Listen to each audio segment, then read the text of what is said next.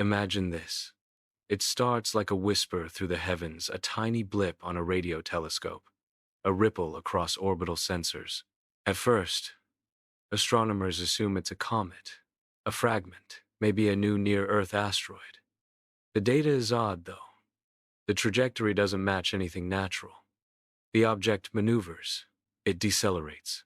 It seems aware. Within hours, tracking stations around the world triangulate its path. Whatever it is, it's coming toward Earth on a controlled course. Satellites are repositioned. Early warning radars light up. Newsrooms buzz. In every control room, people run simulation after simulation, trying to imagine what could possibly be approaching us from interstellar space. Then, as the object draws nearer, telescopes capture the truth. It isn't a rock or debris at all. It is a craft, though not like any craft humanity has ever built. Its surface shimmers as though alive, shifting in color against the black of space. It maneuvers with precision, slowing as it approaches Earth, until it settles into orbit. For hours it circles silently, as if watching, as if deciding, and then a smaller vessel detaches, glowing faintly as it begins its descent into our atmosphere. When cameras finally catch it in detail, the world sees what no one expected. Emerging from the craft are beings upright, furred, with high ears and reflective eyes, humanoid in form, feline in face, visitors from the stars, stepping out onto Earth for the first time. The initial global reaction is a fractured thing, wonder braided with fear.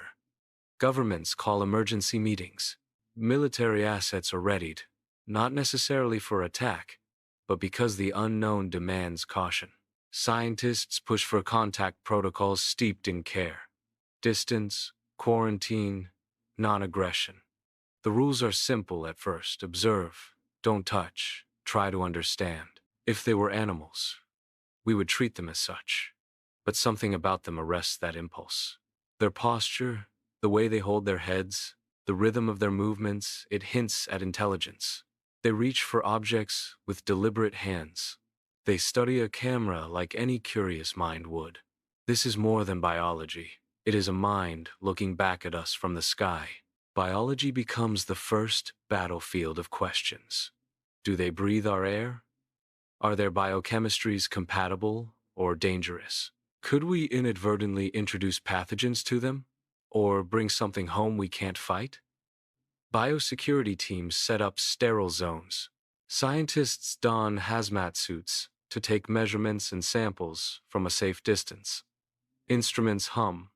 Tests run. The world waits.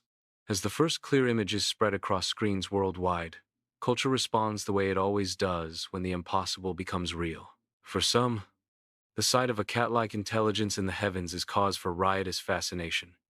Memes bloom overnight.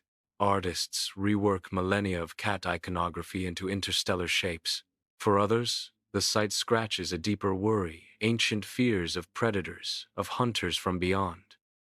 Religion, philosophy, and politics all take a breath and reel.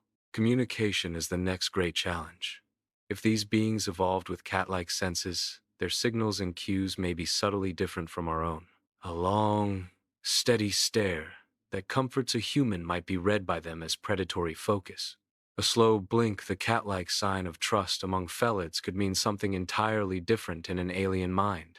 Linguists, animal behaviorists, physicists, and codebreakers form working groups. They search for neutral ground. They broadcast mathematics, prime numbers, images of fundamental chemistry. They send out songs of tones and pulses, and they wait for pattern and reply. When the first answer comes, it is not words. It is rhythm, a sequence of light, pitch, and posture that repeats with subtle variation. Slow observers call it curiosity. Faster readers call it a testing of boundaries.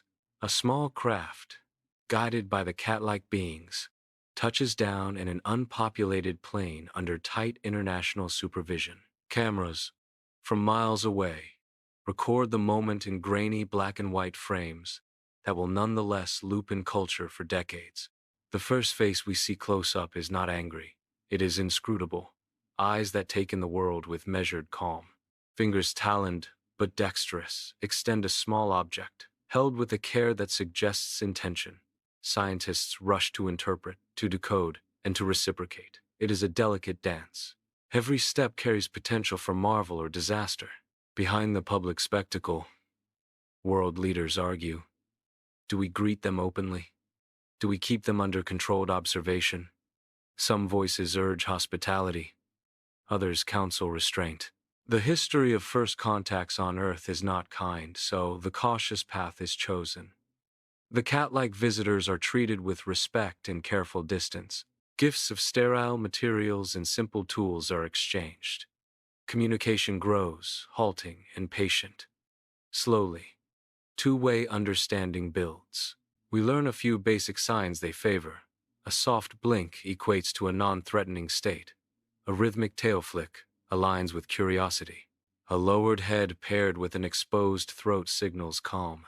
They learn what a smile means to humans, though they cannot exactly make one. The first shared moments are small and tender, a carefully offered piece of fruit observed and sniffed, a simple physics demonstration of gravity and motion, an exchange of drawings that show a sun, a planet, and a small creature staring back. The global impact is immediate. Science vaults forward. Questions that once took generations to answer move at an incandescent pace. Medicine, materials, science, and comparative biology all pivot as teams of humans and cat-like visitors begin the earliest forms of exchange. Economies fluctuate. Religions reframe old texts. Children born in the years after the landing will grow up in a world where the sky's strangers are part of school lessons. But the story is not all wonder. There are darker possibilities to contend with. Some fear that the visitors might have motives opaque to us. Others worry about exploitation if their biology or technology holds secrets we covet. Will greedy hands seek to pry them free? Nations debate rights and protections for beings that are neither human nor simply animal. Ethical thinkers push for charters to guard against exploitation, insisting that personhood be weighed before laboratory doors open. And always, there is the fragile matter of trust. A missed cue, a misunderstanding of body language, could escalate. The cat-like visitors, with instincts honed by an alien ecology, are as capable of fear as humans are. That shared vulnerability becomes, in time, a bridge. We learn patience. We learn to watch and to wait for the small signals, a blink that says welcome, a tremor that says fear, a tilt of the head that says curiosity. Years later, historians will point to three things that mattered most in those early hours. The restraint of leadership that favored observation over aggression, the humility of scientists who treated the unknown with care, and the willingness of millions of ordinary people to meet the strange with curiosity instead of panic. Those choices shaped a future that could have been otherwise. On a clear night, long after the first landing, you could look up and see, sometimes, a slow, deliberate light moving across the stars, no longer just the stuff of science fiction, but a reminder. The universe had been larger, stranger, and kinder than we had allowed ourselves to imagine. And the first faces to greet us from beyond the sky looked back with cat-like calm, teaching us that intelligence can arise in forms both alien and oddly familiar. The day the cat-like visitors came, humanity changed. Not overnight, and not without fear, but in ways that would ripple for generations, in science, in law, in art, and in the quiet, new knowledge that somewhere out there, life could look at you with the steady, inscrutable eyes of a feline and choose to wonder.